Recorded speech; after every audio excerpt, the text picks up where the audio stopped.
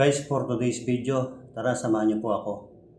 Meron po tayong i-resolve na water leak galing po sa valve ng heater.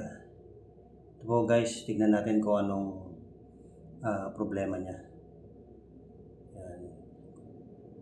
I-resolve po natin, titignan natin kung pwede pa po yung angle valve o need na pong palitan.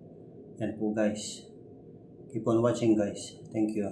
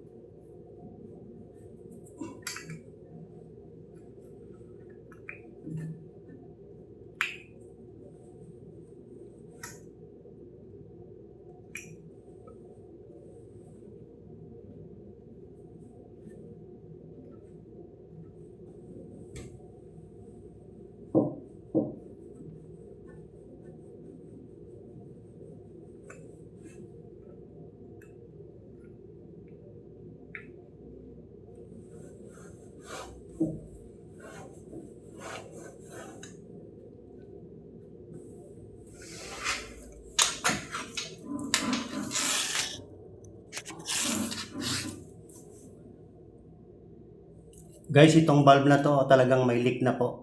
So kailangan na po nating palitan ng valve, ng angle valve na one way papunta sa heater. Hindi na po siya pwede kasi po dumatagas po yung tubig at magli-leak po dito. Sa ngayon guys, ang gagawin ko lang po muna, ipapatayin ko po muna yung valve para hindi po magbaha dito sa CR ng master bedroom. So ganoon lang po guys, para maiwasan po natin yung magbasa dito. Thank you guys. Salamat po. Sasara po muna natin yung valve para hindi po magbaha.